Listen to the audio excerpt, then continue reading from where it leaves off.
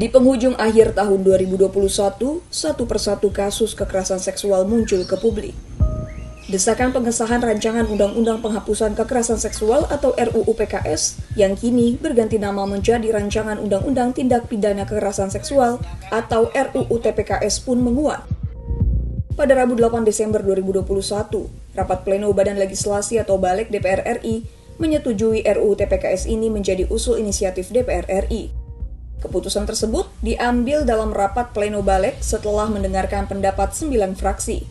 Dari 9 fraksi yang telah menyampaikan pendapatnya, ada 7 fraksi yang menyatakan setuju, sementara fraksi Golkar meminta menunda dan fraksi PKS tegas menolak. Ketua Badan Legislasi DPR RI Supratman Andi Aktas mengatakan pihaknya mengutamakan pencegahan terjadinya tindak pidana kekerasan seksual, sementara hukuman pidana menjadi ultimum remedium atau hukum pidana dijadikan hukum terakhir dalam hal penegakan hukum. Kalau pengesahan draft inisiatif yang berasal dari Balek, kami berharap dalam rapat paripurna terdekat itu bisa diagendakan. Tapi itu kan bukan ranah Badan Legislasi ya, tapi merupakan ranah dari pimpinan DPR bersama dengan Badan Musyawarah. Tetapi kalau untuk penyelesaian pembahasannya masih harus menunggu proses tahap berikut, yakni kita akan mengirim surat ke Presiden dan menunggu surat Presiden untuk menentukan penugasan kementerian mana yang diberi tugas untuk membahas bersama dengan DPR. Kemudian kami juga masih menunggu tim dari pemerintah, sehingga mudah-mudahan dalam waktu dekat pemerintah akan segera merespon ini. Satu, segera menerbitkan surat Presiden. Yang kedua, yang di dalamnya ada penugasan kepada kementerian terkait. Dan yang terakhir, yang paling penting adalah sebagai dasar untuk membahas adalah pemerintah juga kalau bisa bersamaan mengirim daftar inventarisasi masalah terkait dengan RUU tersebut. Di tengah upaya mewujudkan rancangan Undang-Undang Tindak Pidana Kekerasan Seksual, publik dikejutkan dengan kasus kekerasan seksual berujung kematian yang menimpa mahasiswi NWR. Kasus itu menjadi puncak gunung es kerentanan perempuan pada kekerasan seksual di ranah privat atau dilakukan pasangan. Belum reda berita ini, muncul lagi pemerkosaan guru terhadap muridnya di lingkungan Madani Boarding School, Kota Bandung, Jawa Barat, memukul rasa kemanusiaan. 12 santriwati berusia 13 hingga 16 tahun diperkosa hingga hamil dan melahirkan. Bahkan fakta baru, pelaku HW, pemimpin sekaligus guru di sana terlibat penggelapan dana dan eksploitasi anak.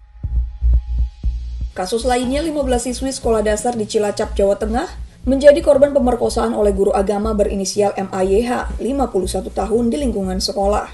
Tersangka yang berstatus ASN ini mengaku melakukan perbuatan bejat itu lantaran tak dapat menahan nafsu.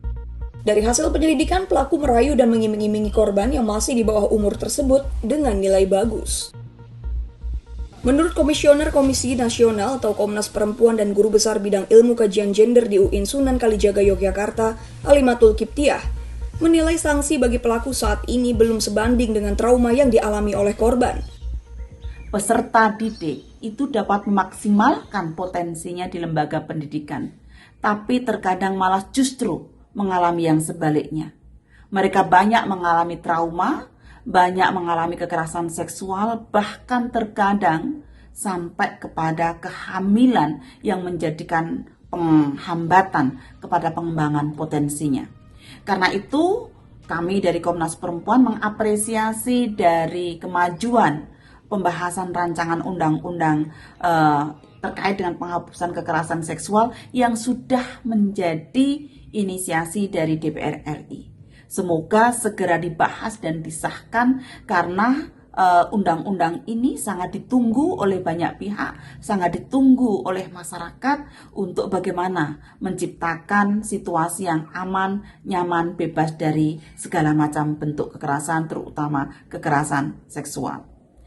Kemudian juga terkait dengan sanksi, apabila pelaku hanya diberikan sanksi 15 tahun, menurut saya itu pun sebenarnya kurang ya, dibandingkan dengan bagaimana trauma yang dialami oleh korban. Apalagi jika korbannya anak-anak, maka seharusnya pelaku itu pun juga diberi pemberatan sepertiga. Karena itu, marilah ya kita bersama dukung korban, dukung penghapusan kekerasan seksual, dan marilah kita gerak bersama untuk mendukung pengesahan payung hukum yang berpihak kepada korban.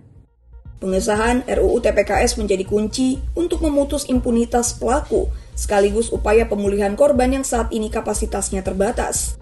Namun, hukum pidana seberat-beratnya dan keberpihakan semua pihak terhadap korban adalah hal yang utama.